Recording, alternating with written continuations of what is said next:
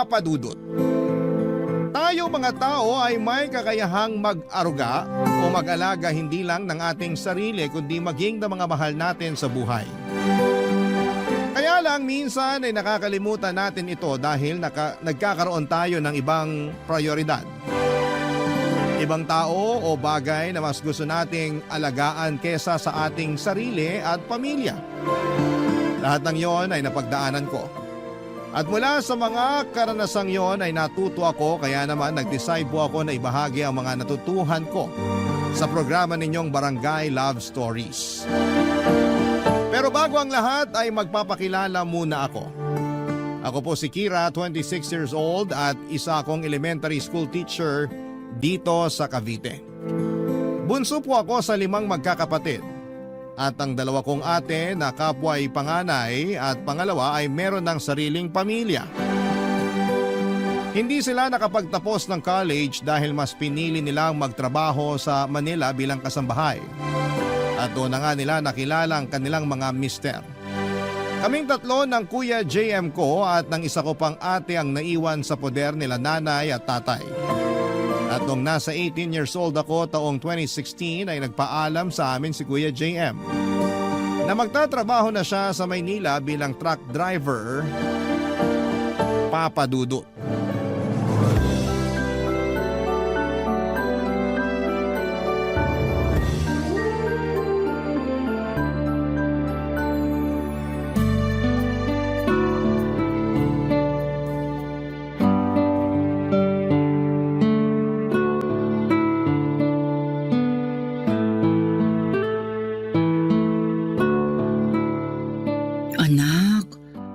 Kasi kailangan doon ka pa sa Manila magtrabaho.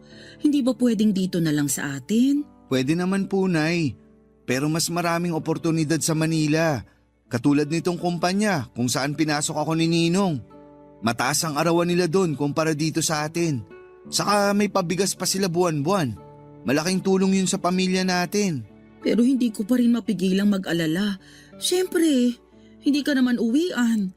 Tapos malayo ka pa sa amin ng tatay at mga kapatid mo. Malaki naman na po si Kuya, Nay. Kayang-kaya na po niya yung sarili niya. Oo nga. Buti pa si Kira, may tiwala sa akin. May tiwala naman ako sa'yo. Nagkakaganito lang ako kasi magulang ako.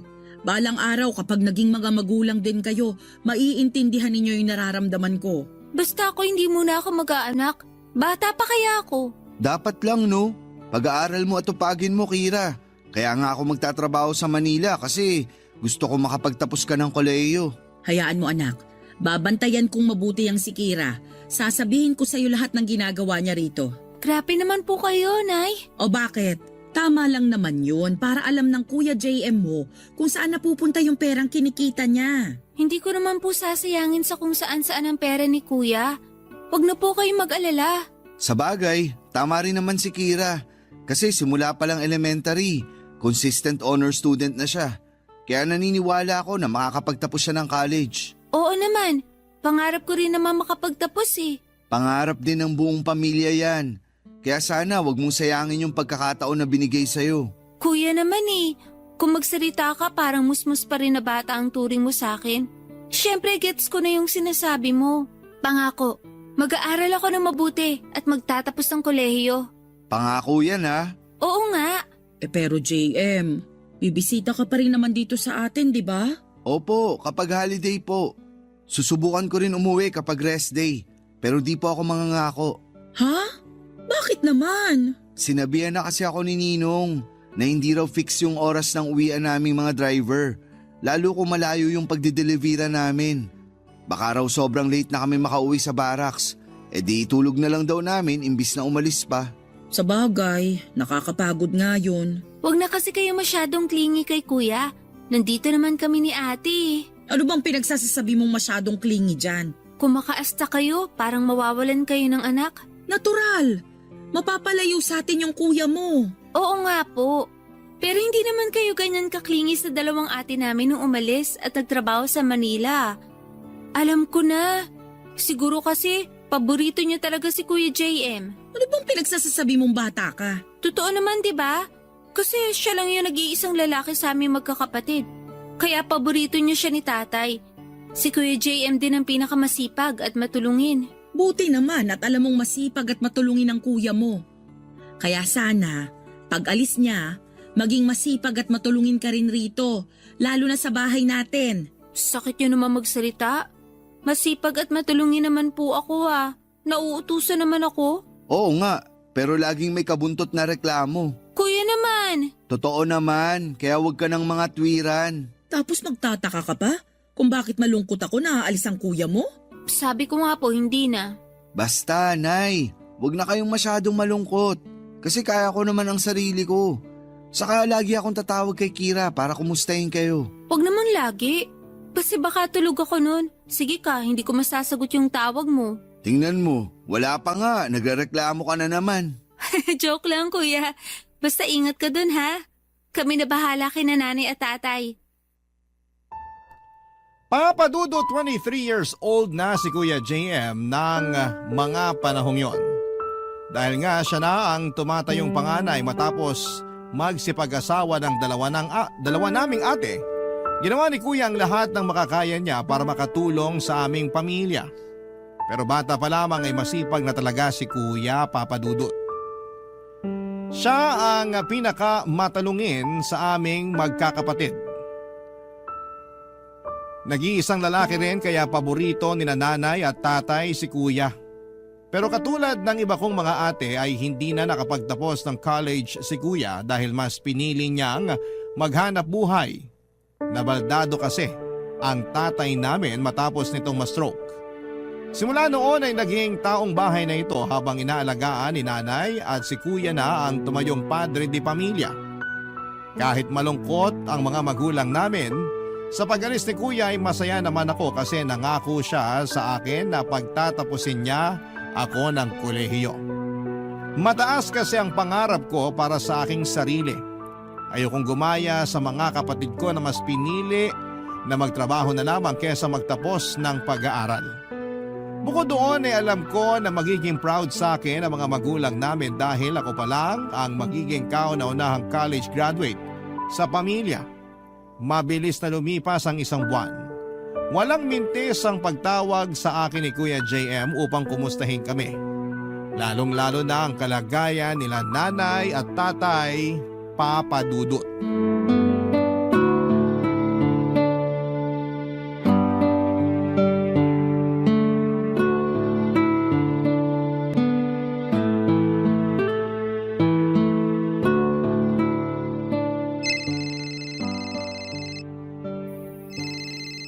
Sino pa kasi itong tumatawag? Si Kuya pala. Sagutin ko na nga. Hello, Kuya? Bakit ang tagal mo namang sagutin? Sorry kasi kababalik ko lang. Inutusan ako ni nanay bumili ng toyo sa tindahan tsaka yelo. Medyo galit na nga siya kasi kinulang daw yung toyo niya pang adobo. Tapos hindi pa niya mautusan si ate dahil busy sa ibang bagay. Kaya ayun, naiwan ko na yung cellphone ko kasi nga nagmamadali ako. Ganun ba? Oo. Pero bakit ka napatawag? May nangyari ba dyan? Wala naman. Gusto ko lang kayong kumustahin nila nanay at tatay. Okay lang naman kami. Pero si nanay pala inuubo tsaka sinisipon kasi naulan na nung isang araw. Uminom na ba siya ng gamot? Oo, kaya lang minsan ang tigas ng ulo. Paanong matigas ang ulo? Tinatamad uminom ng gamot kasi ganito o ganyan. Basta ang daming dahilan. Siyempre pinagsasabihan ko naman siya na paano siya gagaling agad kung hindi siya iinom ng gamot. Pero nangangatwira na itutubig na lang daw. Kaya lang pati ba naman yun kinakatamaran? Kasi pag umiinom daw siya ng tubig, lagi naman siyang naiihi. Ano ba naman yan si nanay? Pasaway! Sinabi mo pa. Ikaw nga magsabi dun, kuya. Baka sakaling makinig sa'yo. Kasi baka mapanot na ako kakaulit-ulit. Sige, pakausap ako kay nanay. Sige. Nay! Nay! Halika rito! Bakit ba sumisigaw ka, Kira? Nasa malapit lang naman ako. Huwag na po kayo ma-high blood.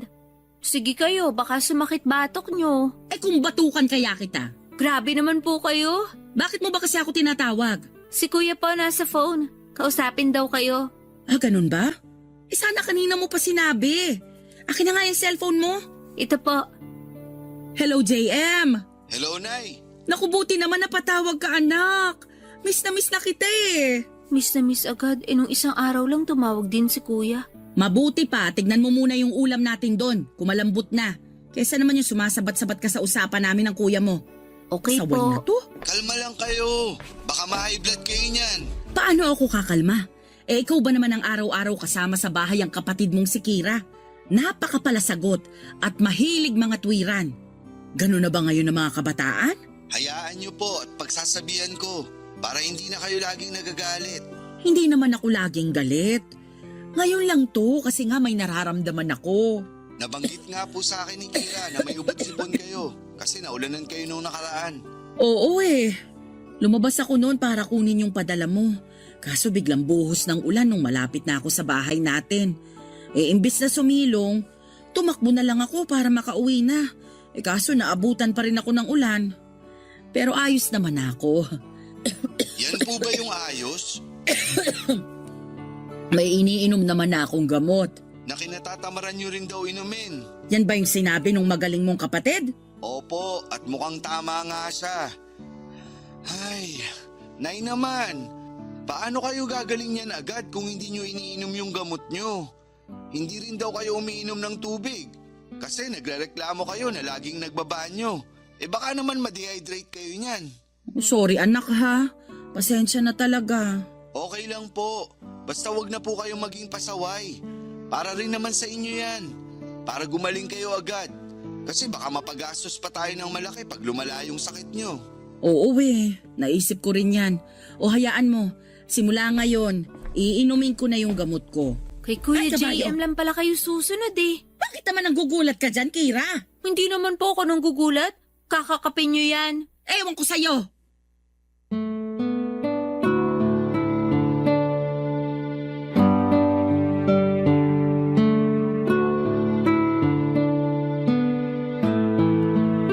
Papadudot may pagka-stricto si Kuya JM pero naiintindihan ko naman ang pinanggagalingan noon. Buti na lang talaga nakinig sa kanya si nanay noong pinagsabihan niya ito na inumin ng regular ang kanyang gamot. Pagkatapos mag-usap ni nanay at kuya, kinausap ulit niya ako. Kinumusta niya ang pag-aaral ko at pinagbili na ng kung ano-ano.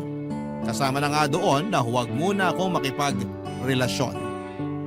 Siguro kung ako rin naman ang nasa posisyon niya ay pagsasabihan ko rin ang nakababata kong kapatid na unahin ang pag-aaral bago ang pagbo-boyfriend dahil ayokong masayang ang perang pinangtutustos ko sa matrikula niya.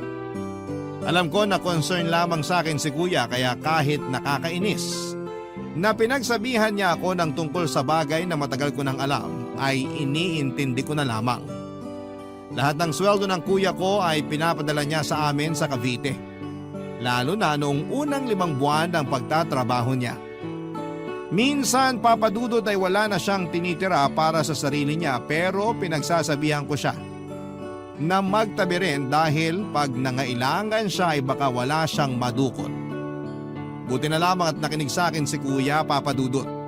Si nanay naman ay nakapagtabi ng puhunan mula sa mga sweldo ni kuya kaya nakapagsimula siya ng ihaw-ihaw na business. Ang perang kinikita noon ay nakakatulong sa pantustos sa baon ko at iba pang mga gastusin namin sa bahay. Masasabi ko na kahit mahirap lang ang pamilya namin ay masaya kami at kontento dahil nakakaraos kami sa pang-araw-araw. Barangay Love Stories. Barangay Love Stories. Papadudot mabilis na lumipas ang 4 na taon. Nakapagtapos na ako sa kursong education at noong nakapasa ako sa licensure examination. Upang maging ganap na teacher ay ganoon na lamang ang saya ng pamilya ko. Nakapagturo naman ako noon sa isang pampublikong paaralan kaso ay nagpandemic ng sumunod na taon kaya nahirapan talaga ako sa adjustment. Tapos ay kulang-kulang pa ang mga gamit ko tulad ng laptop, internet, saka printer. Kaya ang Kuya JM ko pa rin ang tumulong sa akin para makapagpundar ng mga gagamitin ko sa pagtuturo online habang naka-lockdown pa. Dahil din sa pandemic ay dumalang ang pag-uwi ng kuya sa bahay dahilan para ma-miss namin siya ng gusto nila nanay at tatay. Kaya nga pinagbutihan ko talaga ang pagtuturo kasi nahihiya na ako sa kuya ko. Graduate na ako at lahat-lahat pero siya pa rin ang pangunahing nagpapasok ng income sa pamilya namin. Lalo na noong pare-pareho kaming tinamaan ng COVID-19 virus, ni nanay at isa ko pang ate. Nangako ako sa sarili ko na kapag nagamay ko na ang bagong sistema ng edukasyon, ng mga panahong yon ay makakabawi na ako sa lahat ng tulong at sakripisyo ng kuya ko sa amin. Mabilis na lumipas ang 3 taon, 2022 na. At dahil sa pagluwag ng protocol ay nakalabas na ang mga tao sa bahay nila at unti-unti nang bumalik ang lahat sa normal. Nagtatrabaho pa rin noon ang kuya sa Manila pero nakakabisita na naman sa amin sa Cavite. Lagi niyang sinasabi sa akin na proud siya sa narating ko sa buhay. Kahit na noon ay pakiramdam ko wala pa akong napapatunayan. Mas lamang kasi ang pagod ko noong mga panahong yon kesa sa fulfillment, kaya siguro na-drain ako. Buti na lamang at nakilala ko si Luke, tendero sa isdaan na palagi kong pinagbibilhan sa palengke.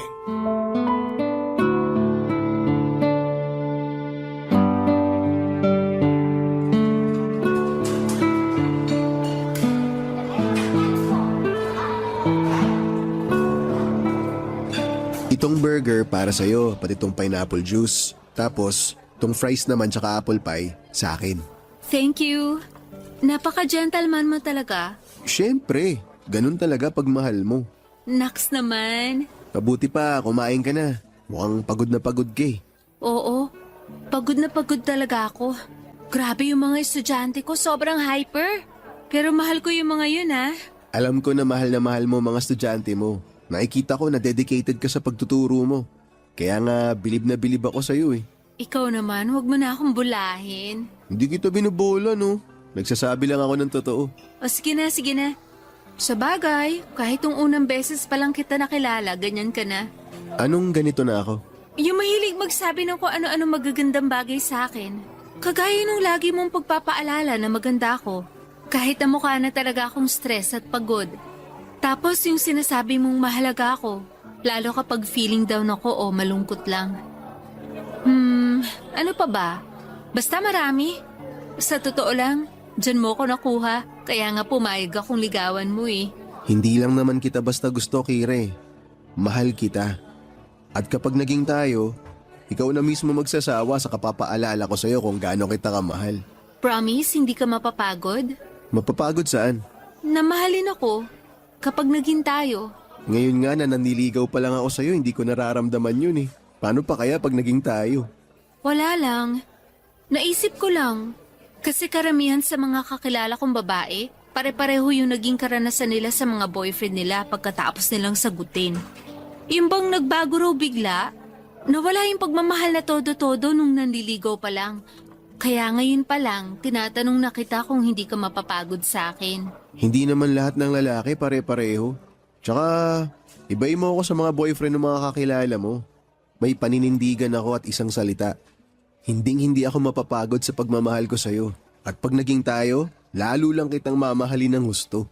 Ang totoo, mahal na rin kita, Luke. Talaga? Mahal mo na rin ako? Oo, kasi sa'yo ko lang naramdaman yung pag-aalaga na hindi ko akalaing kailangan ko pala. Ha? Anong ibig mong sabihin? Mas sanay kasi ako na ako yung nag-aalaga, lalo na sa bahay namin. Hindi ba alam mo naman yung kondisyon ng tatay ko? Oo, nakwento mo sa akin na na-stroke siya. Oo. Tapos matanda na rin ang nanay namin. At ako lang din ang kasakasama nila sa bahay. Ako lang yung inaasahan nila kahit na nagtatrabaho na rin ako. Kaya nga mas lalo mo ako napabilib eh. Kasi marami ka nang ginagawa sa eskwelahan. Pag uwi mo, marami ka pang ginagawa sa inyo. Hindi na nga ganun karami simula nagturo ako. Noon kasi ako talaga yung naaasahan ni nanay na magpaligo kay tatay. Pero ngayon hindi ko na siya masyadong natutulungan. Ang hirap kayang paliguan ni tatay kasi mabigat.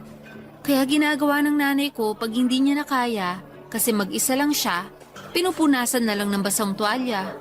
Tapos sa susunod na araw na lang namin paliliguan kahit napuyat at pagod din ako. Yung iba mong mga kapatid, wala bang plano na umuwi man lang para tulungan kayo sa pag-aalaga sa mga magulang nyo? Yung dalawang ate ko, may sariling pamilya na yun. Iba doon maliliit pa mga anak kaya hindi maiwan-iwan. Yung kuya ko naman, busy sa pagtatrabaho sa Manila. Siya na yung bumubuhay sa amin simula nang mabaldado si tatay. Kaya ang maitutulong ko na lang sa kanya, alagaan ang mga magulang namin. Kaya mas lalo mong deserve na mahalin at alagaan kasi ilang taon din na ikaw yung nag-aalaga tapos di naman yun nasusuklian. Siguro kaya ako dumating sa buhay mo para maramdaman mo naman kung paano yung ikaw na yung inaalagaan. Salamat, Luke. Malaking bagay yung pagmamahal, pag-aalaga at suporta mo sa akin. Akala ko noon, kaya ko nang mabuhay na kasama lang yung mga magulang ko. Iba pala kapag may katuwang sa buhay na nagpaparamdam sa akin ng pagmamahal at pag-aalaga. Kaya nga ano? Kaya nga sinasagot na kita. Pumapahig na ako maging girlfriend mo. Talaga? Talagang talaga. Wow! Girlfriend ko na yung babaeng mahal ko! Napakaswerte ko! Papadudot gwapo si Luke, artistahin ang muka na kahawig ni Radson Flores ng Voltes 5, legacy ng GMA. Sikat na sikat siya sa hilera ng mga isdaan sa palengke namin, kaya ewan ko ba kung paanong nagkagusto siya sa katulad ko. Hindi naman sa minamalit ko ang sarili ko, masasabi ko namang may itsura ko. Pero para mapansin ang isang katulad ni Luke ay ewan ko na lang talaga kung paano yon nangyari. Basta ang natatandaan ko noon ay mabait na talaga siya sa akin. Mahilig makipagkwentuhan kapag ako ang customer niya. Tinatawaran niya rin ako at madalas ay dinadagdagan niya pa ang mga pinamili ko. Nung hingin niya ang cellphone number ko ay agad ko yung ibinigay sa kanya. At doon na nga nagsimula ang pagkakaibigan namin na nauwi sa pag-iibigan. Nang sagutin ko si Luke ay nakaramdam ako ng labis na saya at gaan sa damdamin.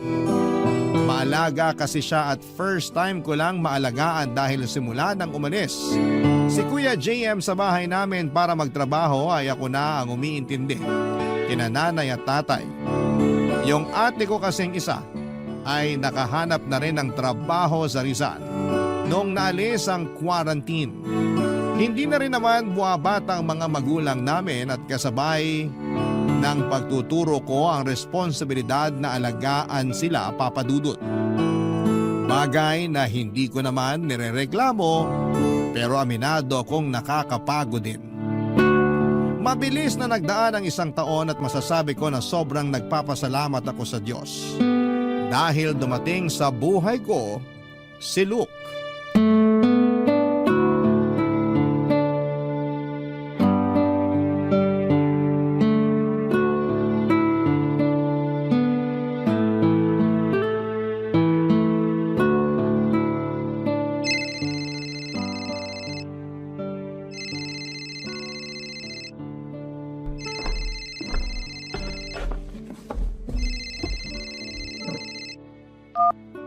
Hello? Hello, Kira.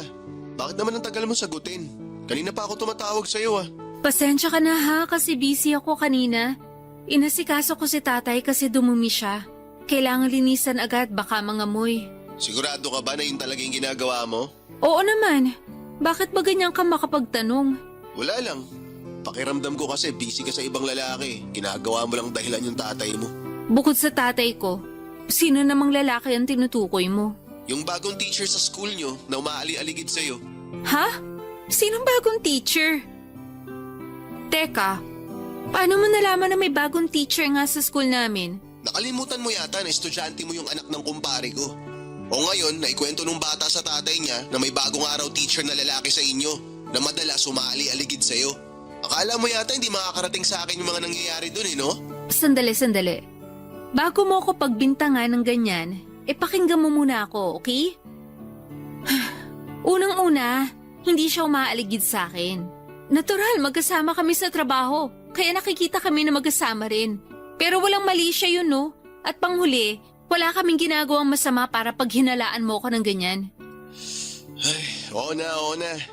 Pasensya na, hindi ko mapigilan Nagsiselos ako. Wala ka naman dapat pagselosan Kasi ikaw naman ang mahal ko. Sorry na. Nagkakaganito lang naman ako kasi mahal kita. Kaya nga naisip ko na Na ano? Nayayain ka nang maipag-live-in sa akin. Ha? Look naman. Alam mo naman na hindi ako pwedeng basta umalis sa bahay namin. Alam ko naman yun, pero kailan ba pwede? Hindi ko alam. Kasi pag umalis ako, sino na lang maiiwan kina nanay at tatay dito sa bahay? Pati ba naman yun, poproblemahin ko pa? Natural, magulang ko sila. Nandun na tayo, pero hanggang kailan mo ba sila dapat alagaan? Kung ako tatanungin, nasa tamang edad ka na para mag-asawa eh. O kung ayaw mo pa magpakasal, edi magsama na muna tayo. Uso naman yun. O sige, tungkol sa mga magulang mo na lagi mo ibinibida na ikaw ang nag-aalaga. Ikaw na lang ba nang ikaw ang dapat na mag-alaga sa kanila? Di ba may mga kapatid ka pa?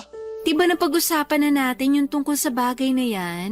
Oo nga, maraming beses na nating napag-usapan. Pero kahit sa ang anggulo mo tingnan, luging-lugi ka eh. Pare-pareho lang naman kayo nagtatrabaho. Pero ang kaibahan mo, nag-aalaga ka pa ng mga magulang mo. Eh sila, nagpapakasarap lang sa mga buhay nila kasi wala silang responsibilidad dahil inaako mo na. Nagagawa nila lahat ng gusto nilang gawin, tas ikaw, inaalala mo pa yung mga magulang mo. Parang gusto mong gawin ko. Iwan sina nanay at tatay para makipag-live-in sa'yo? Oo, kasi di ba mahal mo naman ako? Mahal kita. Pero mahal ko rin naman ang mga magulang ko. Yan ang hirap sa'yo eh. Mga magulang mo lang mahal mo. Saan naman ang galing yan? Alam mong hindi yan totoo. Kasasabi ko lang na mahal kita, di ba? Kung mahal mo talaga ako, papayag ka sa gusto kong mangyari. Hindi naman mahirap gawin yun eh. Tsaka 1 taon na tayo magkarelasyon. Sapat na panahon na yun para magsama na tayong dalawa. Ewan ko. Pero pwede bang pag-isipan ko muna? Pag-iisipan mo pa talaga? Ay, sige, pag-isipan mo. Pero wag mong tagalan ha. Pag nainip ako, iiwan talaga kita, sinasabi ko sa'yo. Hello, Luke? Hello? Bakit mo naman binaba? Hindi pa nga tayo tapos mag-usap eh. Papadudot na gulat ako nang yayain na akong makipag-live-in ni Luke. Pero ang mas ikinagulat ko ay kung paano niya pala tingnan ang pagtira ko pa rin sa bahay kasama sina nanay at tatay dahil nga sa responsibilidad kong alagaan at bantayan sila. Aaminin ko na nakakaramdam ako ng matinding tampo sa boyfriend ko na mga panahong yon. Akala ko kasi ay concern siya sa kapakanan ng mga magulang ko. Pero mukhang nagkamali ako. Pero sa aming dalawa ay mas galit si Luke dahil sa hindi ko agad pagpayag na makipag-live-in sa kanya. Nanlamig siya sa akin at naging mailap kaya naman naapektuhan ako ng gusto. Lalo na sa pagtatrabaho ko. Madalas papadudot ay balisa ako, lutang at naiiyak na lamang sa kalagitnaan ng klase ko. Mahal na mahal ko kasi si Luke at ayokong masira ang relasyon namin. Doon ko nga naisip na may punto rin naman ang mga sinasabi niya, papadudot, tungkol sa pagkakakulong ko sa mga responsibilidad ng pag-aaruga sa mga magulang namin na mga panahong magkasintahan kaming dalawa, papadudot. Barangay Love Stories. Barangay Love Stories. Papadudot dahil po sa hindi ko pagpayag na makipag-live-in kay Luke ay lumala ang pagsiselos niya. Dahilan para dumalas ang pag-aaway namin. Lagi na niya akong pinaghihinalaan na merong iba kahit na wala naman talaga. Naging mas malamig pa siya sa akin kaya't natakot ako ng gusto na baka mambabae siya o maghanap ng iba. Dahil sa nangyayari sa relasyon namin ay nagka-anxiety ako, papadudot. Ayoko mawala sa akin si Luke kasi mahal na mahal ko siya. Naapektuhan na rin ang problemang yon sa aming relasyon ang kalusugan ko. Nawalan ako ng ganang kumain at hindi ko na maramdaman ang excitement na pumasok sa eskwelahan para magturo. Kaya nga natambakan ako ng maraming trabaho dahil parang lalo akong nawindang dahil sa mga pangyayaring yon at mapagod. At dahil sa mga pangyayaring yon ay doon ko napansin ng nanay ko ang pinagdaraanan ko. Kaya namang pinilit niya akong sabihin sa kanya ang lahat-lahat, papadudot.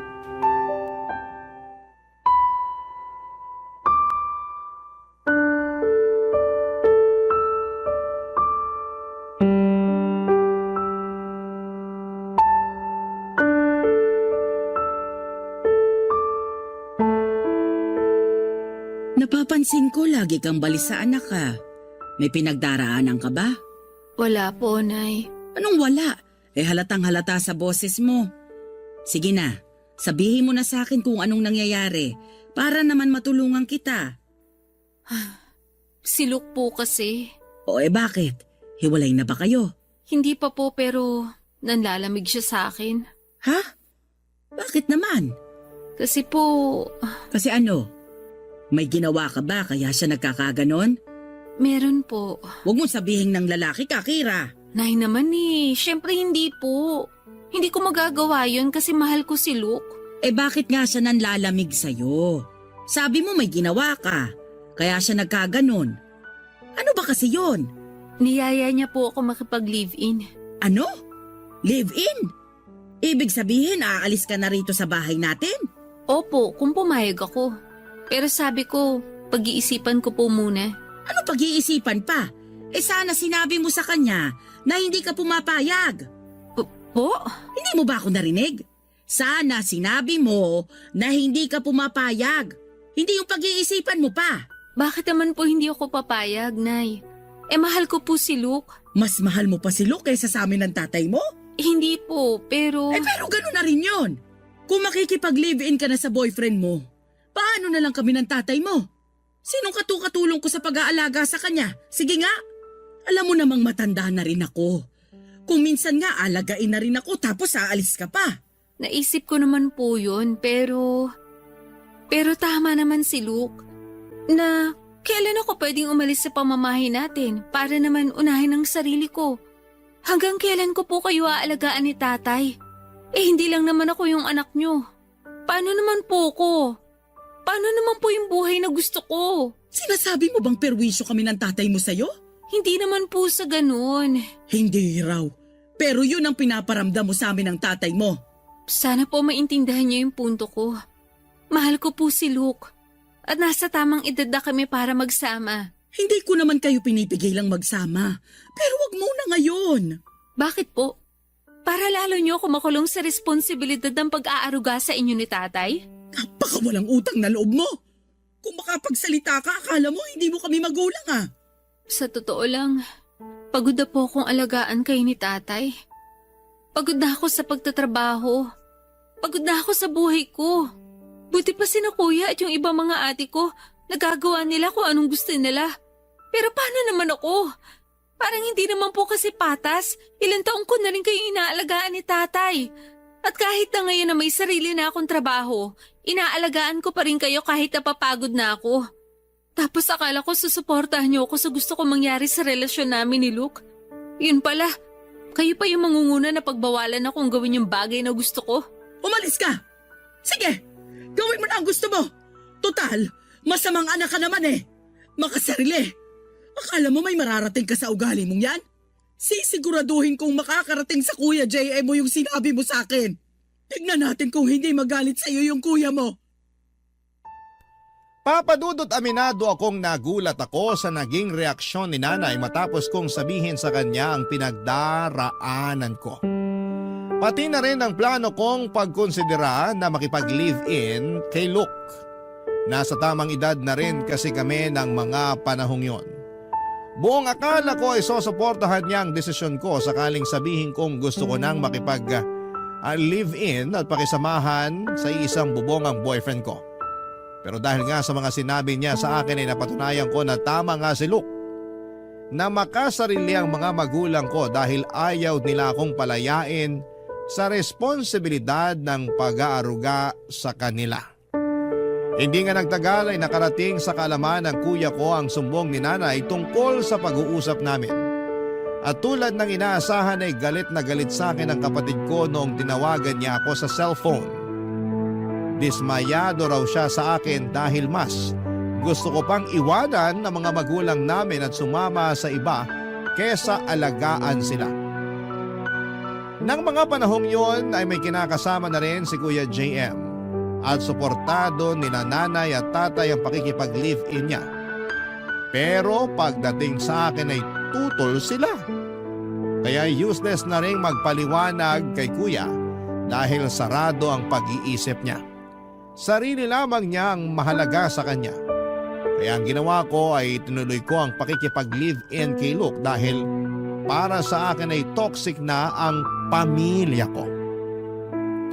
Nangupahan kami ni Luke sa isang maliit na kwarto sa kabilang barangay lang.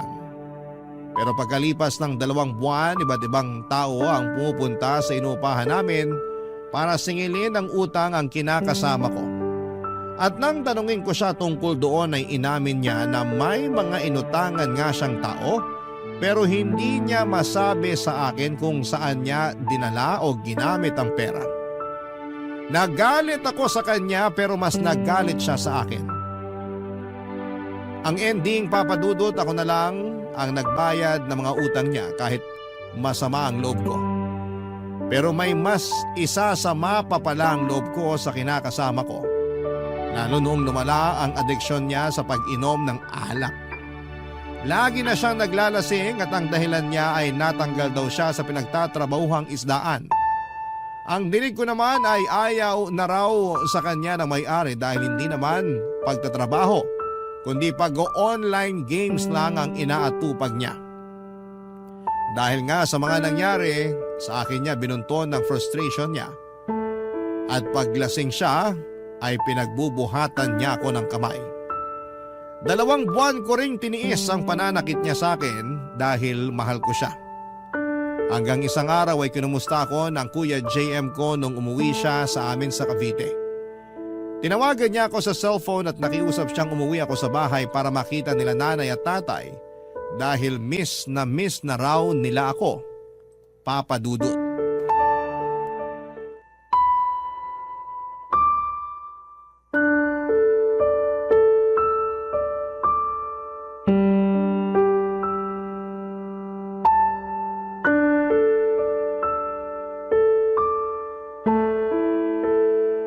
Anak, ano bang nangyayari sa'yo? Bakit may pasa ka sa labi? Na paano yan? Wala po, Nay. Anong wala? Pwede ba? Nanay mo ko. Huwag mo akong ginagawang tanga.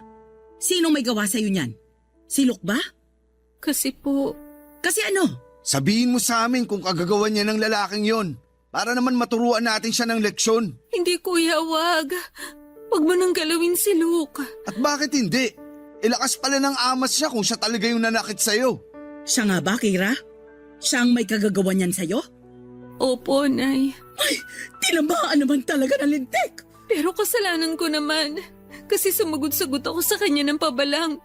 Kaya nasapak niya ako. Kahit na, mali pa rin nasapakin ka niya kasi babae ka. Nasaan na yung mokong na yon para maturuan ko ng leksyon? Siya yung sasapakin ko hanggang pumutok nguso niya. Kuya, please, wag na. Anong wag na? Kita mo ang ginawa niya sa'yo? Kaya nga nagsisisi na ako. Kasi nakipag-live-in ako sa kanya eh. Sana pala hindi ko pinairal yung katigasan ng ulo ko. Ayun tuloy, nakarma ako kasi suwail akong anak. Sorry po, Naya. Sorry po talaga. Ayos na yun, anak. Sa totoo lang, dapat din akong humingi ng sorry sa'yo. Kasi ako ang nagtulak sa'yo na umalis at makipag-live-in sa Luke na yon. Dapat kasi hinayaan na lang kita sa desisyon mo. Hindi kita hinadlangan. Para sana nakapag-isip ka pa ng mabuti at mas nakilala mo pa yung lalaki na yon bago ka nakisama sa kanya. Pero dahil natakot ako sa responsibilidad na maiwang mag-isa para alagaan yung tatay nyo, kaya hindi ako naging patas sa'yo. Sorry din, anak. Kasalanan ko talaga to eh. Huwag niyo na pong sisihin yung sarili niyo. Kasi mga magulang ko kayo eh. Higit kanino man, dapat kapakanan niyo ni tatay yung lagi kong inuuna. Oo nga, pero may sarili ka pa rin namang buhay. May mga bagay kang gustong gawin na ikaw lang, na hindi kami kasama ng tatay mo, at ayos lang yun. Tama si Nanay, Kira. Sorry kasi naging makasarili kami.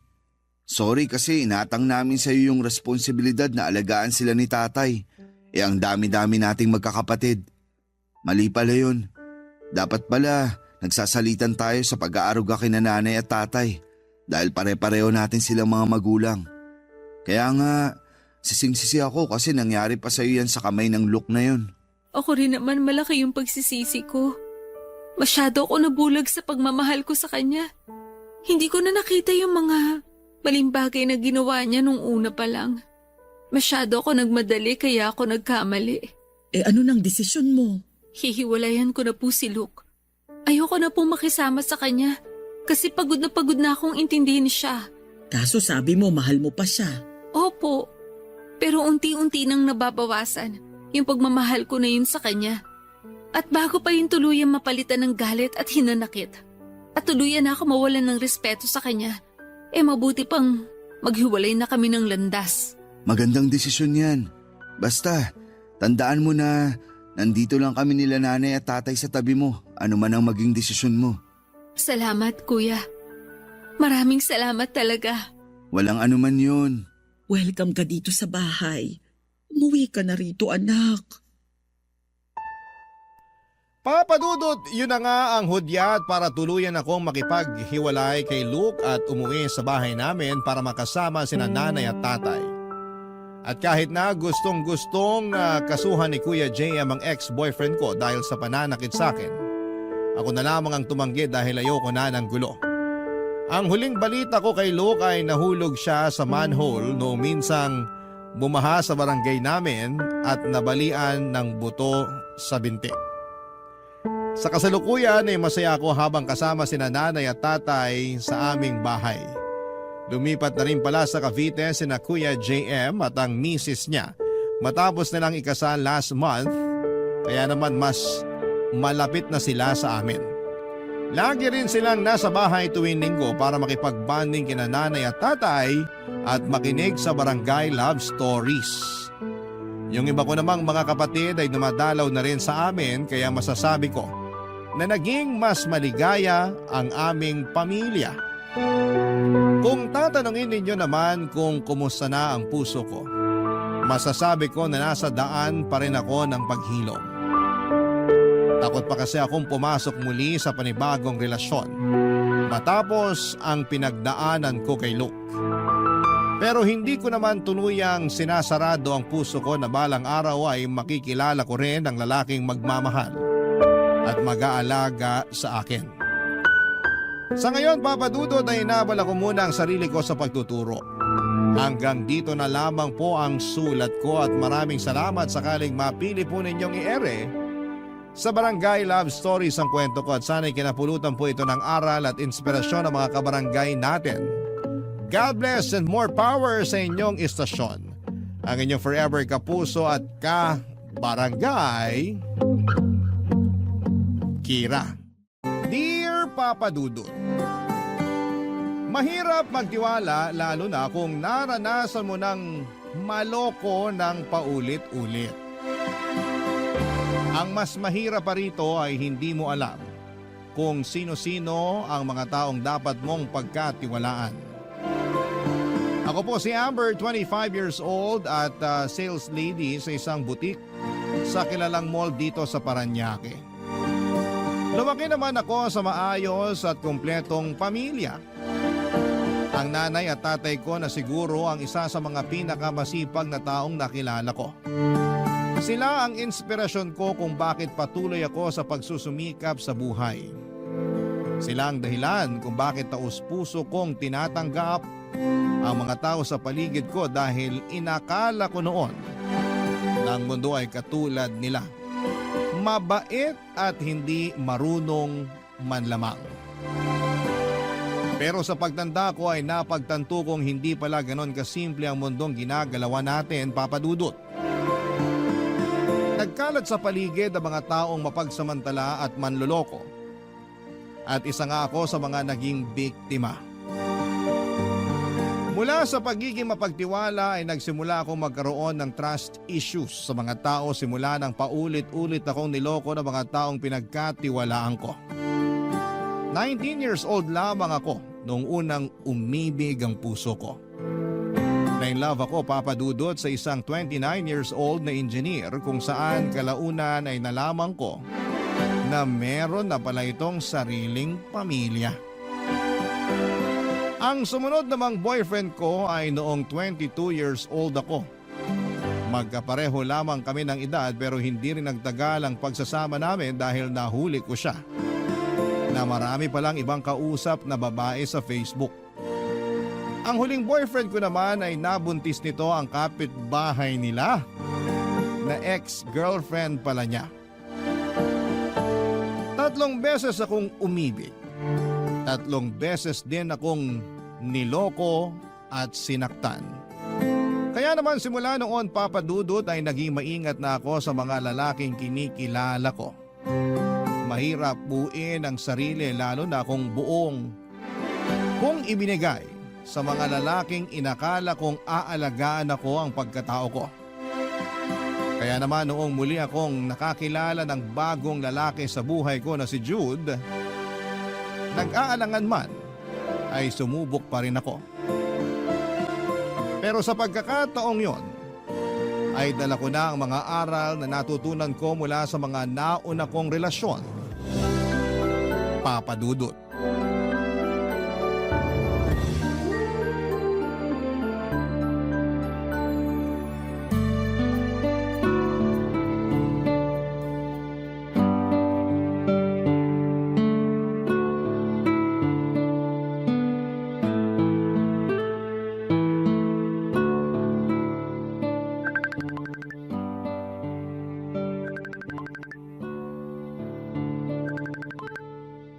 Hello?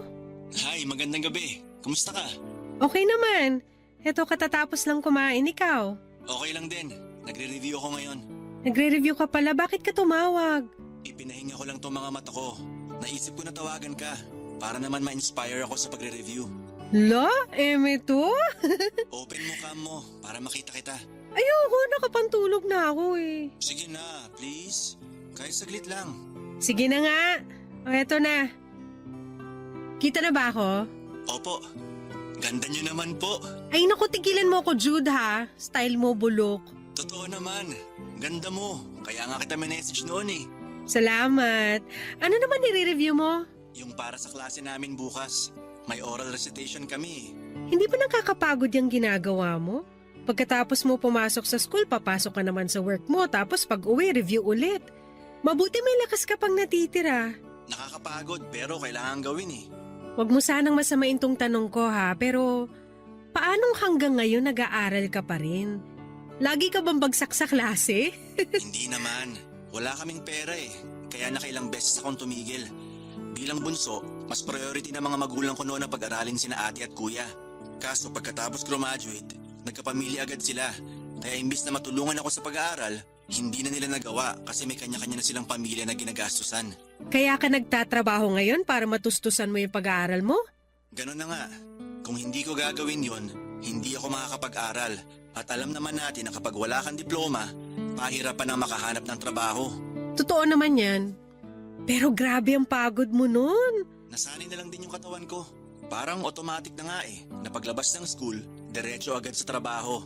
Pagka uwi, maliligo, kakain, magre-review, matutulog. Pero syempre ngayon, nagbago na yung routine ko.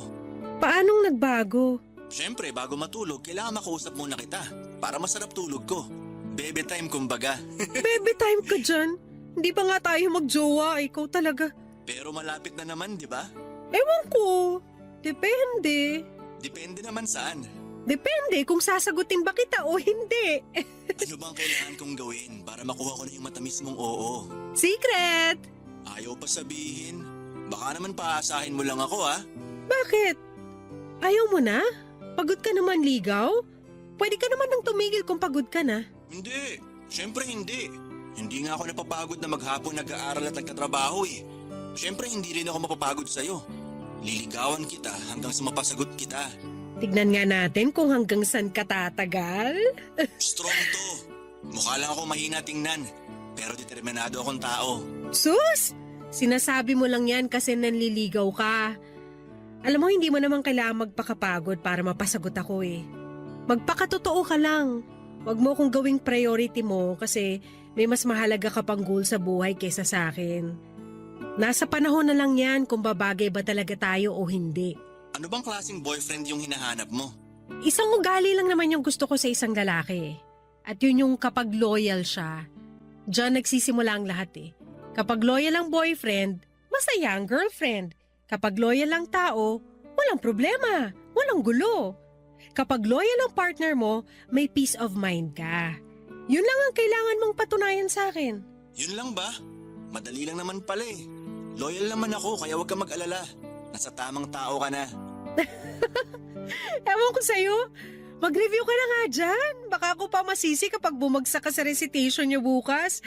Matutulog na rin ako. Oh sige, good night. Sleep well. Salamat. Ikaw din, huwag masyado magpupuyat. Wala bang I love you dyan? Ay, tigilan mo ako. Mag-review ka na dyan. Okay, sige. Bye-bye na. Bye! Sa Facebook ko lang nakilala si Jude Papadudut. Nagsimula ang lahat noong nag-reply siya sa isa sa mga stories ko. Hindi kami close at hindi ko siya kilala noong mga panahong yon. Pero napansin ko na matagal na pala kaming friends sa Facebook. Nung i-check ko ang profile niya ay may itsura naman siya. Payat siya na matangkad at ang buhok nito ay katulad sa mga sikat na hairstyle ngayon na mahaba at may hati sa gitna na halos natatakpan na ang kanyang mga mata. Nireplyan ko siya at doon ay nagsimula ang kulitan namin sa social media. Sinimulan akong ligawan ni Jude at hindi ko siya pinagbawalang manligaw. Pero inunahan ko na siya at sinabihan na hindi ako nagpapadalos-dalos pagdating sa pag-ibig. Gusto kong patunayan muna ng lalaki ang sincerity niya bago ko siya sagutin at yun na nga ang ginawa ni Jude sa mga sumunod na buwan. Naging magkaibigan kami habang nililigawan niya ako at ayos lang naman daw sa kanya yon. Sa pamamagitan noon ay mas lalo ko pang nakilala ang binata. Mahiyaing tao si Jude at masyado siyang seryoso sa buhay. Pero kapag kaming dalawa lang ang magkasama, ay lumalabas ang pagiging makulit nito at palakwento. May ugali kasi si Jude na kailangang makaklose muna niya ang isang tao bago siya maging open sa ugali niya. Kabaliktaran nito kapag kausap lamang siya sa chat. Kapag online ay napakakulit niyang tao at hindi siya nauubusan ng pag-uusapan. Hindi nga naglaon ay naging magaan din ang loob ko kay Jude hanggang sa unti-unti ko ring ibinigay ang buong tiwala ko sa kanya. Matapos nga ang ilang buwang panliligaw ay sinagot ko na siya at opisyal ko siyang naging boyfriend, Papa Dudut.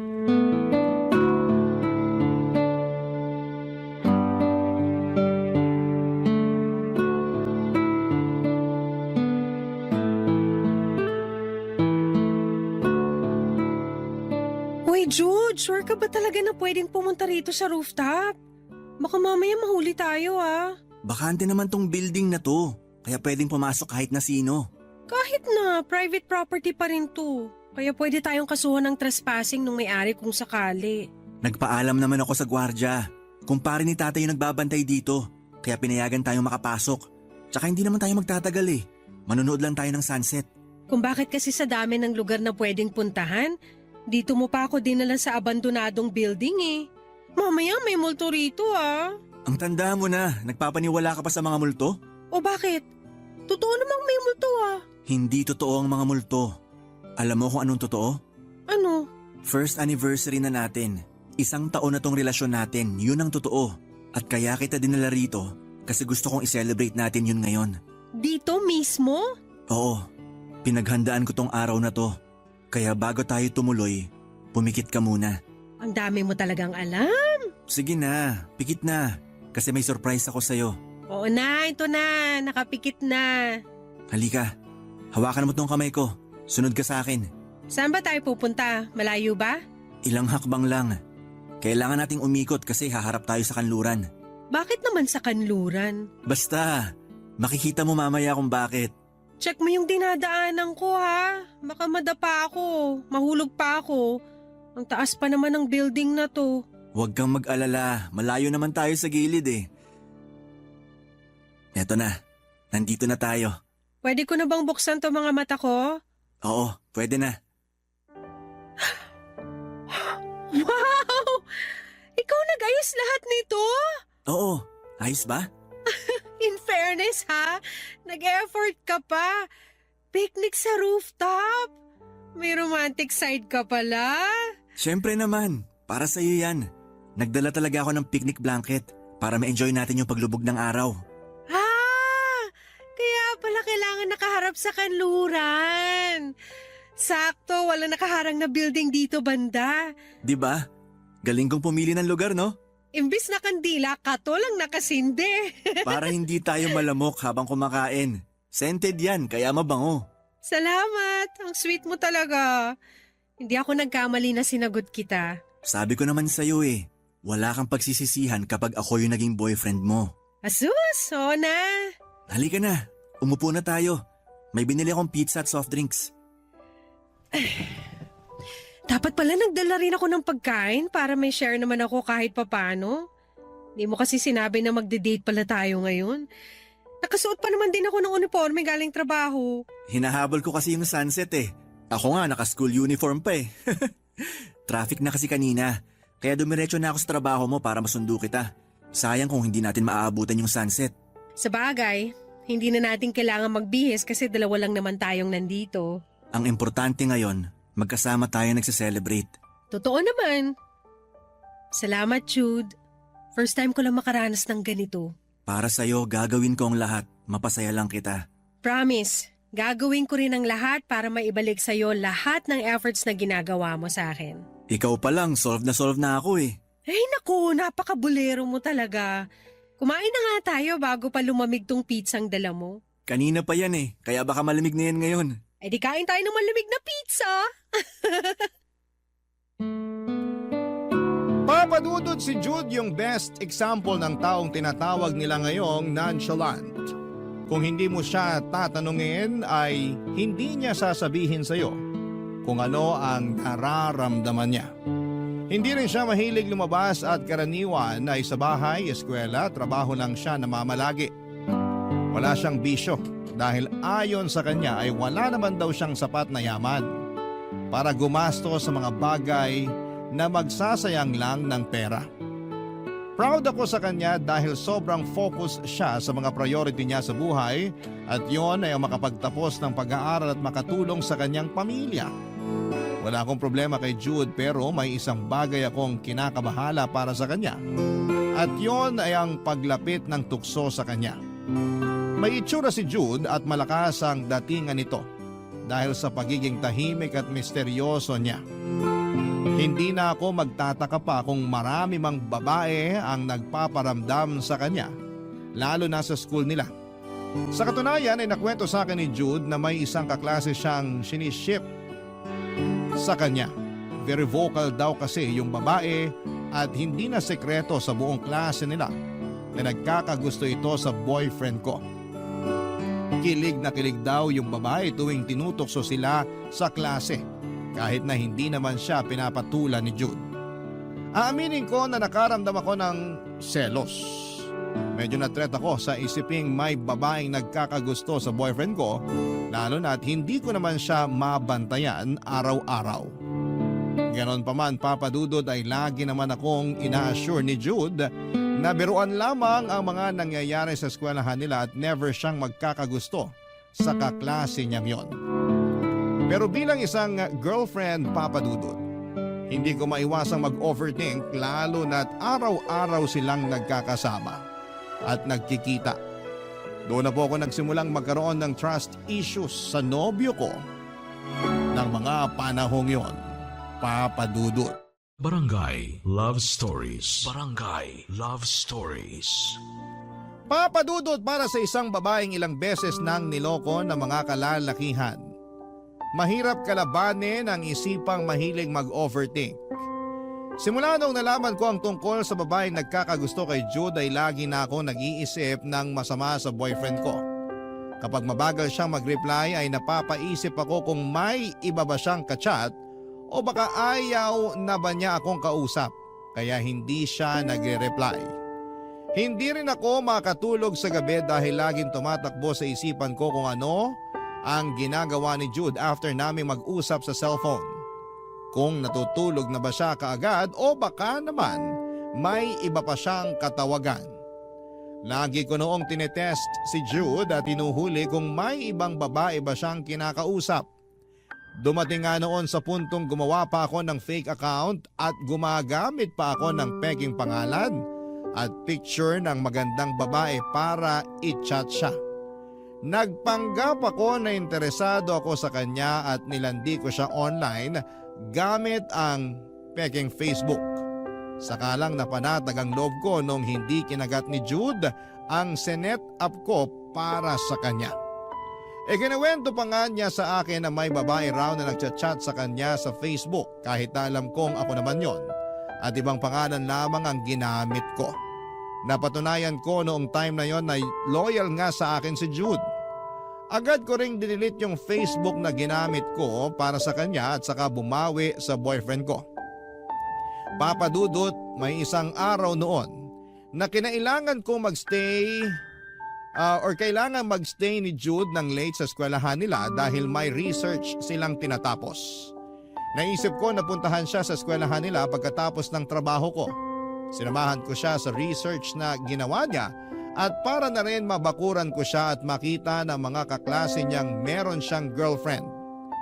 After noon ay lumabas kami at inilibre ko siya ng dinner, Papa Dudut.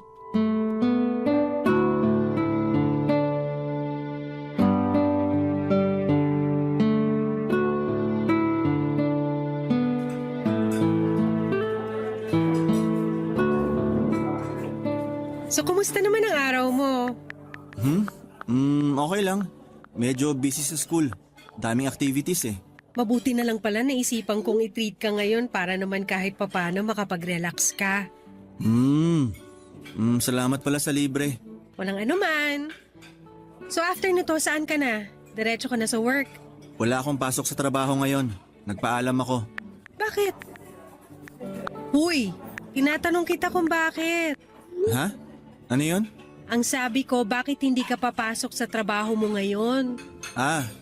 Nag-request ako ng off sa boss ko ngayong araw kasi marami akong requirements na kailangan tapusin. Ganun ba?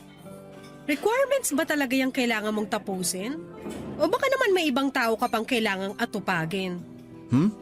Anong ibig mong sabihin? Ewan ko sa'yo. Kanina ka pa dyan sa phone mo. Requirements din ba yan sa school? Habang kumakain tayo, nakatutok ka sa cellphone. Pati ngayon, nakausap kita. Hindi ka man lang makatingin sa akin. Sino ba kasi ang kausap mo dyan? Nag-a-update lang ako sa mga kaklase ko. Para saan naman? Kasama mo na nga sila buong araw eh. Hanggang ngayon sila pa rin ang kausap mo. May group project kasi kami na ginagawa ngayon. Baka tanggalin ako sa grupo kapag hindi ako nakikooperate. Sana pala hindi na lang tayo lumabas. Nakakahiya naman sa'yo. Sobrang busy mo pala masyado. Hindi, okay lang. Mabuti nga to at nakakain na ako. Para pwede na akong dumiretso sa bahay ng kaklase ko mamaya. Talaga? Okay. Psst. At talagang wala kang interes sa akin ngayon, ha? Ano? Sorry, hindi kita narinig. Sandali, re-replyan ko lang tong tanong ng classmate ko. Alam mo, nakakainis ka. Panira ka ng mood eh. Ang saya-saya ko kanina, excited pa man din ako na makasama ka. Pero ikaw, parang wala kang kaharap ngayon na girlfriend ah. Pasensya na. Eto na, ibababa ko na tong phone ko. Ano ulit yung sinasabi mo? Wala. Uwi na lang tayo. Teka, hindi pa ako tapos kumain eh. Ayan kasi, cellphone ka ng cellphone. Dapat kung magkasama tayo, walang gamitan ng phone. Kanina pa ako tapos kumain tapos ikaw hindi ka pa nangangalahati sa kinakain mo. Sorry na. Kailangan ko lang talaga mag-reply kasi ongoing yung paggawa nila sa report namin. Actually, ako nga lang yung wala ngayon dun eh. So ako pa pala yung may kasalanan na hindi kayo kumpleto ngayon. Sana sinabi mo kanina para hindi na lang tayo lumabas, diba? Hindi naman sa ganon. Nagpaalam naman ako sa kanila. May ilang tanong lang sila tungkol sa parte na nakatoka sa akin. Fina-finalize na kasi nila yung report namin. Bukas na kami magpipresent eh. Umuwi na tayo para makapunta ka na dyan sa paggawa ng report nyo. Baka mamaya ako pa sisihin ng mga kaklase mo. Ubusin ko lang to. Sayang yung pagkain eh. Bahala ka dyan, uuwi na ako. Amber, teka lang. Nagtatampo ka na naman ba? Sino namang hindi maiinis? Nag-effort pa ako na sunduin ka sa school nyo para lang makasama kita ngayon tapos ganito gagawin mo sa akin? Sorry na. Babawi ako sa susunod. Kahit wag na. Uuwi na lang ako. Sandali, ihatid na kita. Hindi wag na. Doon ka na sa mga kaklase mo. Amber naman eh. Amber, sandali lang. Sanay na po si Jude sa pagiging moody ko kaya naman kahit galit ay hindi siya naiinis. Never niyang sinabayan ang galit ko at tuwing tinotoyo ako ay hinahayaan lamang niya akong maglabas ng sama ng loob ko. At pagkatapos noon ay saka niya ako susuyuin. Alam niyang overthinker ako kaya naman ginagawa niyang best niyang umiwas sa mga bagay na maaaring ikasira ng utak ko. Palagi rin niya akong sinasabihan na hindi siya magloloko na never siyang tutulad sa mga naging ex ko. Sa mga pagkakataong ganoon ay napapanatag ako ng ilang araw pero after that ay babalik ulit ang pagdududa na nararamdaman ko. Sa mga sumunod pang buwan, papadudot, ay mas lalong lumala ang pag-overthink ko. Isa nga sa mga dahilan nito ay palagi kasi akong nakakapanood ng cheating videos sa isang online video app. Marami akong nababasang experiences ng mga kababaihan at kung paano sila niloloko ng mga boyfriend nila. Sa panahon ngayon ay marami na raw modernong paraan ng pag-cheat at yon ang nagtitrigger sa anxiety na nararamdaman ko. Inilista ko ang mga iba't ibang cheating style na napapanood kong online at sinubukan ko itong i-check kay Jude kung ginagawa ba niya ang mga ito. Una, sa contact list daw ng isang cheater ay may mga phone numbers na nakasave na aakalain mong hindi importanteng tao. Kunwari pangalan ito ng tropa nilang lalaki o contact number ng isang kainan. Pero ang totoo ay phone number pala yon ng babae nila. Pag-check ko sa contact list ni Jude ay wala pa sa 10 numero ang nakasave doon at lahat ng nandun ay pawang number ng kamag-anak niya. Ang sunod ko namang chinek ay ang inbox niya sa ibang apps tulad ng email at mga shopping applications. Minsan, doon daw nag-uusap ang mga manloloko at so far ay walang ganong ginawa si Jude. Pero isang application sa phone niya ang hindi nakaligtas mula sa akin. Ang sabi kasi online, kapag may app na ganon ng isang lalaki ay red flag na raw para sa lalaki. At nagulat ako nang nakita kong may ganong klaseng application nga si Jude sa cellphone niya, papadudot.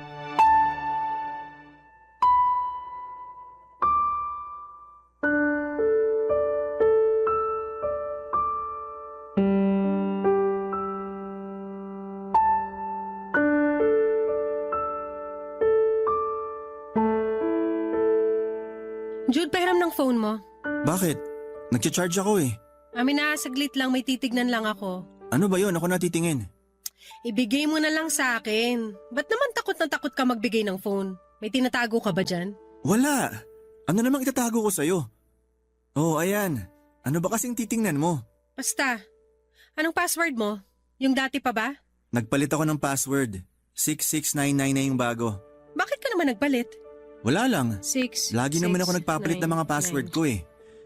Ano ba kasi hinahanap mo sa cellphone ko? Ba't ka ba tanong ng tanong?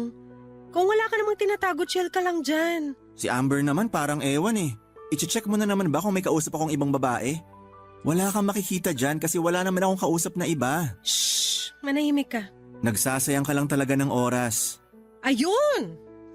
So tama nga yung napanood ko online. Ano yun? Ano namang napanood mo? May app ka rin pala na ganito? Alin, patingin? Ayan. Favorite app daw yan ng mga cheater eh. Kasi madaling mag-delete ng convo dyan. Ang sabi sa napanood kong video, messaging app yan ng mga kabit. Sus, nagpapaniwala ka naman sa mga napapanood mo. Kahit i-check mo pa, wala akong ibang kausap dyan. Anong i-check ko kung na-delete mo na yung conversation nyo? Wala akong i-delete na convo kasi wala naman akong kachat sa app na yan. Eh bakit meron ka niyan? Para saan yan? May Facebook ka naman. Ba't mo kailangan ng ganyan? Dito ko ina-upload yung mga picture at video sa phone ko kapag nafo-full na yung memory ko. Tingnan mo, kahit i-check mo pa, puro pictures ko lang yung nandyan. Patingin? Ayan. Ano, wala di ba? Wala nga. Puro pictures lang ang nandito. Kung may kachat man ako dyan, puro school-related lang. May group chat kami dyan na buong klase. Kasi yan yung preferred ng prof namin. Sabi kasi sa video, red flag daw yung mga lalaking may app na ganito eh. Nagpapaniwala ka kasi sa mga sinasabi sa internet. Hindi naman totoo yung mga yun eh. Puro paninirang puri lang yung mga yun. Paanong paninira based yun sa mga experience ng ibang tao? Clickbait lang yung mga yun para makakuha ng viewers. Tingnan mo, pati ikaw napaniwala nila. Kung gusto mo, i-delete ko na yung app na yan ngayon. Eh paano yung mga pictures mo? Wala akong magagawa. Kung ito lang yung tanging ikakapanatag ng loob mo, kahit mawala yung pictures ko, okay lang. Wag na. Sayang naman, memories din yung mga yun. Oo, marami tayong pictures na nakasave sa app na yan eh. Tingnan mo. Amin na. Hanapin ko yung pictures natin nung nag-celebrate tayo ng anniversary sa rooftop. Naka-upload yun dito eh. Patingin nga. Wait lang, hinahanap ko na. Ayun, Oh, short hair ko pa dyan oh. cute nga eh. Send mo nga sa akin yan. I-download mo na rin yung app na to. Kasi maganda mag-send ng pictures at videos dito. Hindi pumapangit yung resolution. Kapag sa Facebook kasi, pumapangit yung quality eh. Oh sige, da-download ko yan. Send mo sa akin lahat ng pictures natin ah. Sige, no problem. Basta wala kang ibang kausap dyan ah. Yung totoo, pictures lang talaga. Wala, ano ka ba? Hanggang ngayon ba wala ka pa rin tiwala sa akin? Alam mo namang madaling masira yung tiwala ko eh. Sabi ko naman sa'yo, hindi ko sasayangan yung tiwalang ibinigay mo sa akin. Oo na. Ano ulit yung pangalan ng app? Ito ba yon yung color blue? Oo, yan nga. Oh, ito. Downloading na. Simula nung araw na yon ay para bang lagi nang may pag-aalinlangan sa puso ko kahit na nasiguro ko namang walang ibang kausap si Jude sa app na yon. Alam kong hindi maganda ang ugali kong yon na lagi kong pinag-iisipan si Jude na may masamang ginagawa. Pero hindi ko naman ginustong maging ganon, Papa Dudut. Sobrang dami na lang kasing nangyayaring panluloko sa buhay ko. Pati na rin sa ibang tao kaya napakahirap maging kampante. Lalo na't marami na ngayon ang walang pakialam kahit makasira pa sila ng relasyon. Asawa nga naaagaw pa ng iba. Si Jude pa kaya na boyfriend ko pa lamang noong time na yon. Hindi nyo rin po kasi ako masisisi dahil pati sikat na mga artista na napapanood sa TV, silang nagiging patunay na napakahirap magtiwala. Si Kylie Padilla nga at Bea Alonso na parehong napakaganda ay nagawa pa ring lokohin ng mga asawa at boyfriend nila. Sure ako na mas madaling lokohin ang katulad ko na napaka-normal lang ang itsura ko. Marami na ring mga nagva-viral ngayon na mga screenshot. Sa sobrang lala ng pag-overthink ko noon ay hindi naiwasang pati ang relasyon namin ni Jude ay naapektuhan na, Papa Dudut. Aminado naman ako na may pagkakataong nakakasakal na ako sa relasyon namin dahil ang dami kong gustong ipagbawal kay Jude para lamang mapanatag ang kalooban ko. Nariyan, Papa Dudut, na pinablock ko sa kanya ang mga babaeng nagchat-chat sa kanya. Hindi ko rin siya pinapasama sa mga outing nila kasama ang classmates niya dahil nga natithreaten ako sa kaklase niyang nagkaka-crush sa kanya. Marami akong ipinagbawal kay Jude pero sa kabila noon ay nagulat ako kasi tumatalima naman siya sa mga ipinag-uutos ko. Kahit nga minsan ay sumosobra na ako.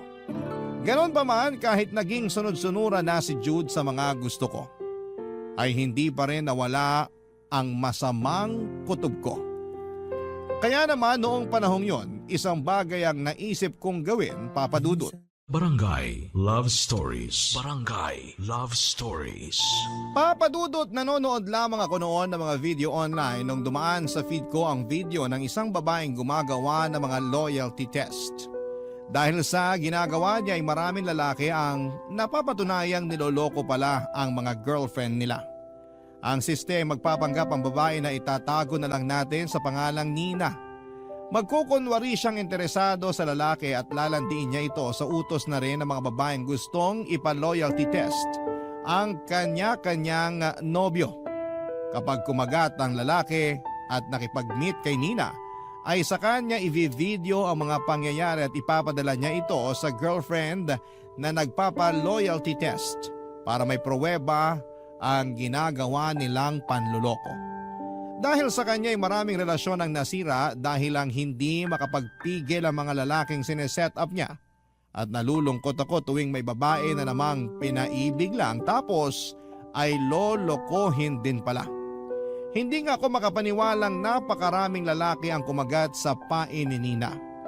Maganda rin naman kasi siya kaya naiintindihan ko kung bakit willing ang mga lalaking mag-cheat para lamang sa kanya. Ang hindi ko lang magets ay kung bakit napakadali para sa mga lalaking yon na lokohin ang mga girlfriends nila. Ilang araw ang lumipas ay nainganyo rin akong ipa-loyalty test si Jude Papadudut. Matagal na panahon ko itong pinag-isipan dahil natatakot ako sa maaaring resulta ng test na yon. Pero dahil desidido kong malaman kung totoo nga bang loyal sa akin ang boyfriend ko, ay kinonta ko si Nina para magpatulong sa kanya. Sa pamamagitan ng message ay tinanong ko kung anong oras siya available para matawagan ko siya at makausap Papadudut.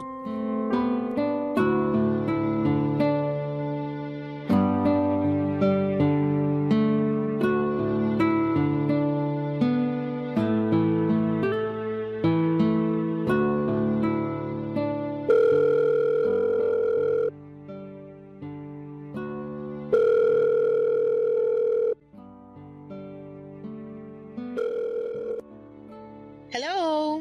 Hello, magandang gabi, Nina. Ako si Amber. Ako yung nag-message sa'yo kaninang umaga. Oo. Ikaw yung nagtatanong tungkol sa loyalty test na ginagawa ko, diba? Oo, ako nga yun. Napanood ko kasi yung mga video mo, pati na rin yung mga nahuhuli mong cheater. Mas lalong lumala tuloy yung pag-overthink ko dahil sa mga napapanood ko. Gusto mo rin bang magpa-loyalty test?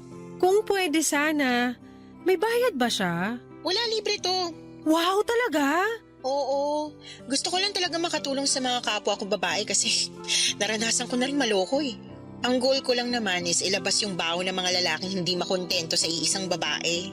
Nakakatuwa naman. Alam mo, marami kang babaeng natutulungan dahil sa ginagawa mo. Pero wala bang catch? Wala bang kapalitong pagtulong mo sa akin? Wala naman, pero kung papayag ka, after ng loyalty test na gagawin natin, ipopost ko sana online yung result, whether successful man o hindi, para na rin sa mga fans ko. Oo, okay lang basta wag mo lang ipakita yung mga pangalan namin. Walang problema sa akin yun. Yun lang naman yung hinihingi kong kapalit, wala nang iba. So go ka? Oo, ipapa-loyalty test ko sana yung boyfriend ko, si Jude. Bakit mo naman naisip na ipatest siya? May hinala ka ba na nambababae siya? Hindi ko alam kung hinala ba yung tawag dito sa nararamdaman ko eh. Ilang beses ko na siyang hinuhuli pero wala talaga ako makitang ebidensya na naglolo ko siya eh. Wala siyang ibang kachat na babae.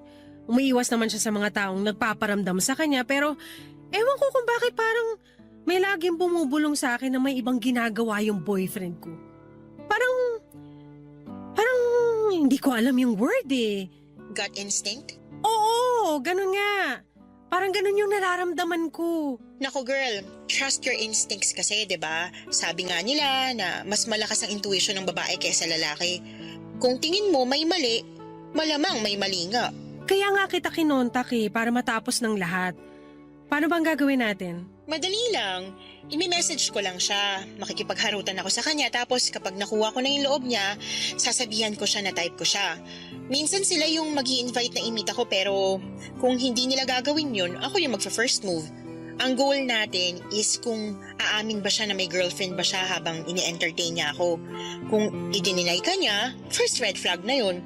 Pangalawa, kung willing siyang makipag-meet sa akin for, alam mo na, isang bagay lang naman ang ginagawa kung bakit nagkikita ang babae at lalaki. So kung nangyari yun, second red flag na yun. Kapag nakadalawa na, tatanungin kita kung okay na bang ebidensya yun para sa'yo. Kung gusto mong mag-stop na, ibablock ko na siya. Then after that, ikaw nang bahala sa boyfriend mo. So, chat-chat lang tapos meet. Oo, ganun na nga yung mangyayari. Okay lang ba sa'yo yun? Okay lang. Kailan ka magsisimula? Kung gusto mo, kahit ngayon na. Ano ba yung Facebook niya? I-message ko sa'yo mamaya. O sige, may tip ka ba sa akin kung paano ko siya i-approach? Hindi siya masyadong makwento sa simula, lalo na kapag hindi ka niya kilala. Pero kapag gumaan ang loob niya sa'yo, magiging madaldal na yun. Mahilig siya sa anime. Kunin mo kuliti niya sa pamamagitan nun. Sakto, marami akong knowledge tungkol sa anime. Otaku rin ako eh. Easy na lang to para sa akin. Okay, sige. Ikaw nang bahala. Kinakabahan ka ba? Medyo. Baka kasi hindi maganda yung kalabasan ng loyalty test na to eh. Natatakot ako na baka masaktan ulit tong puso ko. Huwag kang matakot. Kung hindi siya kumagat sa pain, di maganda. Pero kung naisip niya magloko, good riddance siya, girl. Mas maganda yung mas maaga mong malaman. Balitaan mo na lang ako kung ganon. Alright, I got you, girl. Huwag kang mag-alala. Agad na ginawa ni Nina ang trabaho niya. Gamit ang personal account niya sa Facebook ay nag-message siya kay Jude. Hindi raw pinansin ni Jude ang unang chat nito at natuwa ako dahil mukhang hindi talaga siya interesado kay Nina. Pero 3 araw ang lumipas, nagulat ako noong nag-update sa akin si Nina. Nag-reply na raw si Jude sa chat niya. Lumubog ang puso ko noong nabasa ko ang chat sa akin ni Nina. Ang kwento niya sa akin ay busy daw sa school si Jude kaya siya late nag-reply. Isinet niya sa akin ang lahat ng screenshot ng usapan nila ni Jude at mas lalong sumakit ang dibdib ko. Noong nakita kong umabot ang usapan nila hanggang madaling araw. Noong gabing nag-uusap sila ni Nina ay nakapag-usap pa kami ni Jude sa tawag. Maaga siya nagpaalam dahil matutulog na raw siya pero hindi pala totoo yon. Dahil after naming mag-usap ay si Nina naman pala ang sunod niyang kinausap.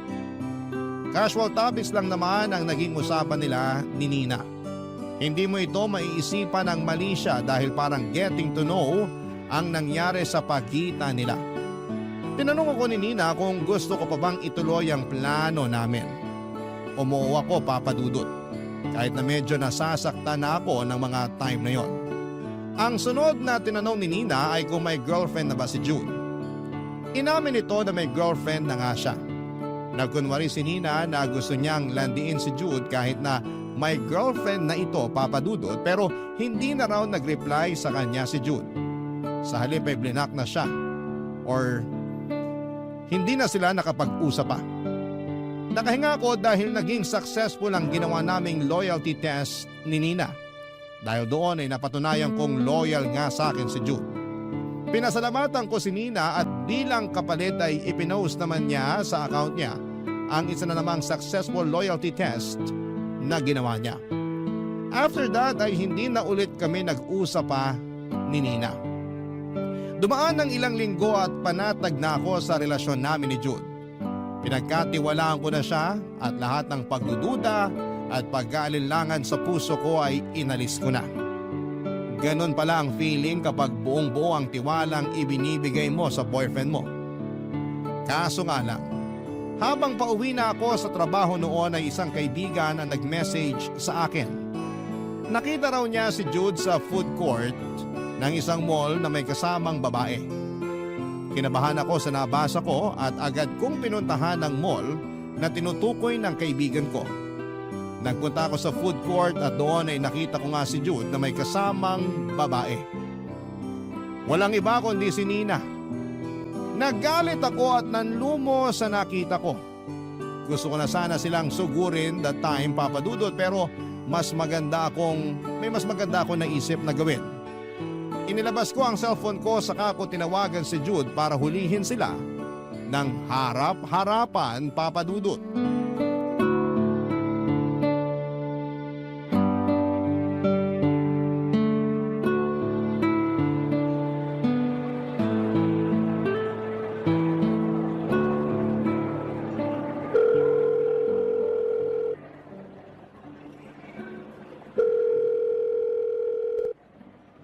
Hello, Amber?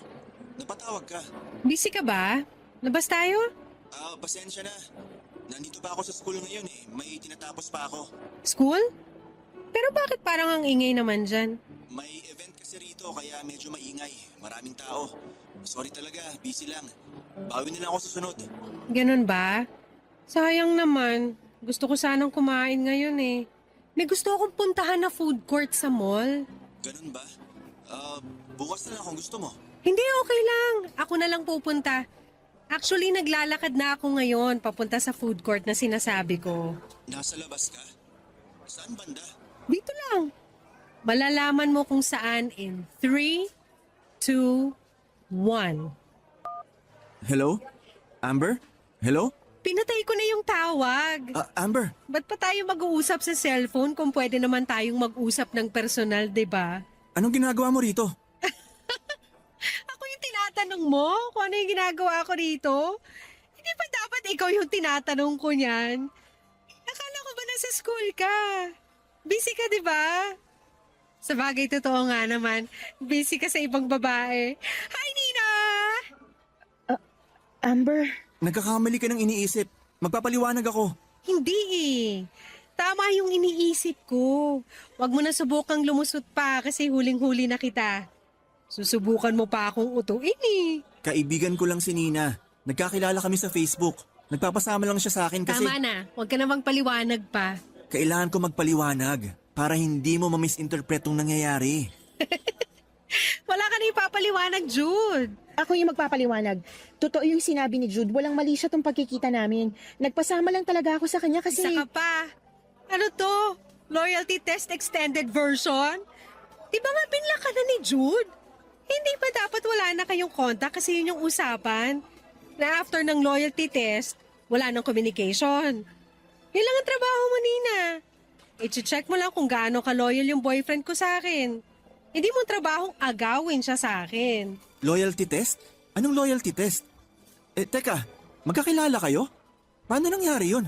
Kinausap ako ni Amber na i-message ka, nalandiin ka kasi gusto niyang ipa-loyalty test ka sa akin. Ano? Totoo ba yun, Amber?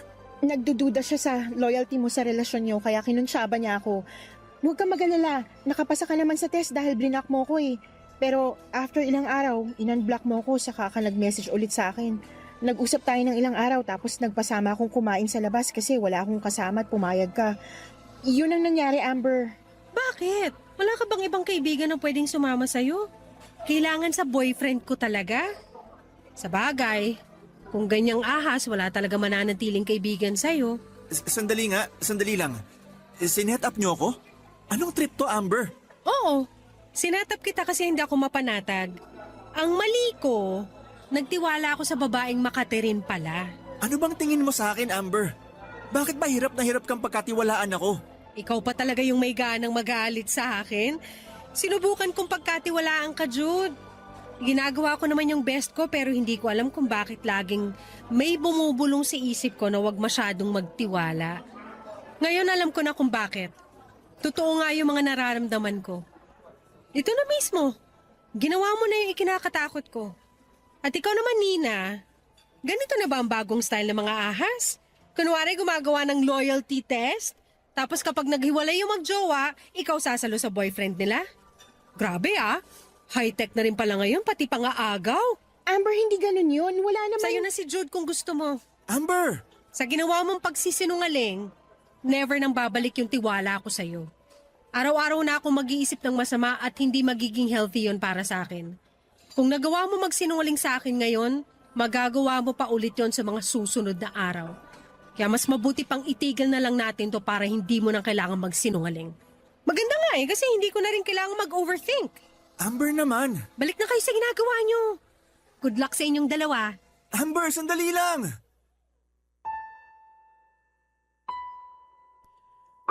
Hindi ako mapagbigay ng second chances, Papa Dudut. Kapag niloko ako ng isang tao ay wala ng rason-rason at nakikipaghiwalay agad ako. At ganoon na nga ang ginawa ko kay Jude. Nakipaghiwalay ako sa kanya matapos niya akong lokohin. Totoo yata na sa panahon ngayon ay mahirap nang makahanap ng forever. Iilan na lang ang lalaki mapagkakatiwalaan. At kapag nakahanap ka na ng ganong klase ng lalaki ay daig mo pa ang tumama sa loto. Dahil sa galit ay sinubukan ko rin gumawa ng video para ilabas ang baho ni Nina pero nakablock ako sa lahat ng mga accounts niya. Ilang ulit ako nag-post para sana ibunyag ang ginawa nitong panloloko pero sa kasamaang palad ay hindi man lang nag-viral ang ginawa kong video at iilan lang ang nakapanood nito. Nakakainis lang dahil alam kong may kasalanan din ako sa mga nangyari. Hindi ako nagtiwala kay Jude at yon ang dahilan kung bakit nagawa niyang magloko. Ako mismo ang naglapit ng temptasyon sa boyfriend ko. Pero kahit na ganoon ay hindi pa rin yung rason para magloko siya. Sa huli ay nasa kanya pa rin kung gugustuhin niyang mag-cheat at yun na nga ang ginawa niya, Papa Dudut. Mas pinili niya ang mag-cheat. Kinalimutan ko na lang ang nangyari at nasaktan man ako pero katulad ng dati nagpatuloy pa rin ako sa buhay. Dahil wala naman ako, Papa Dudut, na ibang magagawa kundi ang sumabay sa ikot ng mundo. Wala na akong nasagapang balita kung nagpatuloy ang relasyon nina Jude at Nina dahil binura ko na kaagad ang mga ala-ala ko sa kanilang dalawa. para mabawasan ang sakit na nararamdaman ko. Sa ngayon ay naghihil pa rin ako sa mga nangyari sa akin, Papa Dudut. Ang tanging hiling ko na lamang ngayon ay sana'y balang araw ay dumating na ang taong magiging tapat at seryoso sa puso ko. Ito po ang kwento ko at maraming salamat, Papa Dudut, and God bless. Ang inyong kapuso at kabarangay forever, Amber.